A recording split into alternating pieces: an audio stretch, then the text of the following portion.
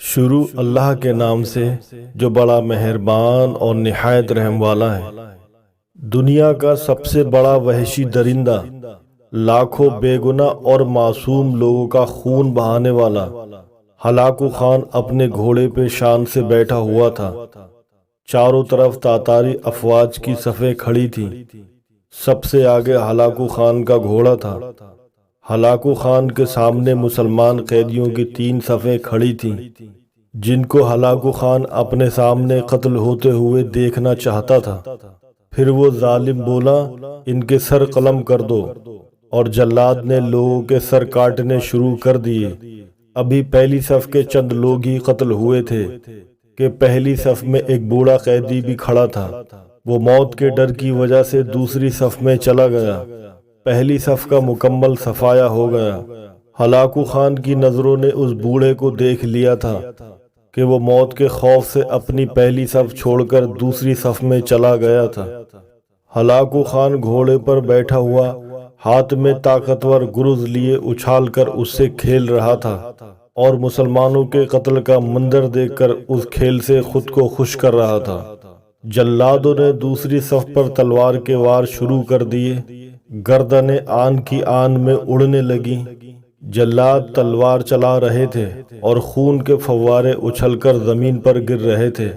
اس بوڑھے بابا نے جب دیکھا کہ دوسری صف کے لوگوں کی گردنیں کٹ کر اس کی باری بہت جلد آنے والی ہے، تو وہ بھاگ کر تیسری صف میں کھڑا ہو گیا۔ ہلاکو خان کی نظریں بوڑھے پر جمی ہوئی تھیں کہ اب تو تیسری صف آخری ہے، اس کے بعد یہ کہاں چھپنے کی کوشش کرے گا۔ اس بیوقوف بڈھے کو میری تلوار سے کون بچا سکتا ہے؟ میں نے لاکھوں انسان مار دیے، تو یہ کب تک بچے گا؟ تیسری صف پر جلادوں کی تلوار بجلی بن کر گر رہی تھی۔ ہلاکو خان کی نظریں مسلسل اس بوڑھے پر تھی کہ کیسے وہ بے چین ہو کر موت کی وجہ سے بے قرار ہے۔ تیسری صف کے انسانوں کی گردنیں گر رہی تھیں۔ جب جلاد اس بوڑھے بابا کو قتل کرنے پہنچا تو ہلاکو خان کی آواز گونجی، رک جاؤ، اس کو ابھی کچھ نہ کہو۔ بڈھے بتا، پہلی صف سے تو دوسری صف میں بھاگ آیا، جب وہ ختم ہوئی تو تیسری صف میں بھاگ آیا۔ بڈھے، اب بتا، پیچھے تو کوئی اور صف بھی نہیں، اب تو بھاگ کر کہاں جائے گا؟ اب تجھے مجھ سے کون بچائے گا؟ اس بوڑھے نے آسمان کی طرف دیکھا اور کہا، میں نے پہلی صف کو اس لیے چھوڑا کہ شاید میں دوسری صف میں بچ جاؤں، لیکن موت وہاں بھی پہنچی۔ پھر میں نے دوسری صف کو چھوڑ دیا کہ شاید تیسری میں بچ جاؤں۔ ہلاکو خان نے گرز کو ہاتھ میں اچھالتے ہوئے کہا، بڈھے، کیسی خام خیالی ہے یہ، کیسی بہکی باتیں کر رہے ہو؟ بھلا تمہیں میری تلوار سے بھی کوئی بچا سکتا ہے؟ بوڑھے مسلمان نے زمین و آسمان کے ہر چیز کے مالک اس واحد لا شریک رب پر بے انتہا یقین کے ساتھ کہا، وہ اوپر والی ذات اگر چاہے تو کچھ بھی ہو سکتا ہے، اگر وہ چاہے تو مجھے تجھ سے بچا سکتا ہے۔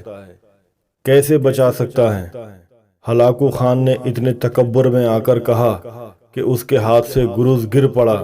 ہلاکو خان چابک دست، ہوشیار جنگجو اور چالاک انسان تھا۔ ہلاکو خان گھوڑے کے اوپر بیٹھے بیٹھے گرے ہوئے گرز کو اٹھانے کے لیے خود کو جھکایا کہ زمین پہ گرنے سے پہلے وہ اسے ہوا میں ہی پکڑ لے۔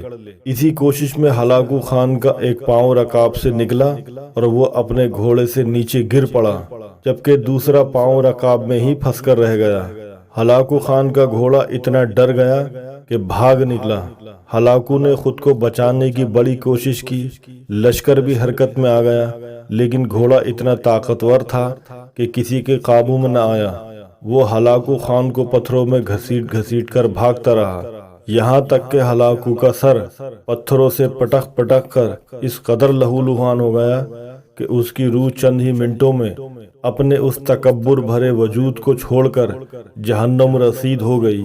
لشکر نے جب بے انتہا کوششوں کے بعد ہلاکو خان کے طاقتور گھوڑے کو قابو کیا تو اس وقت تک اس کا سر برے طریقے سے کچلا جا چکا تھا۔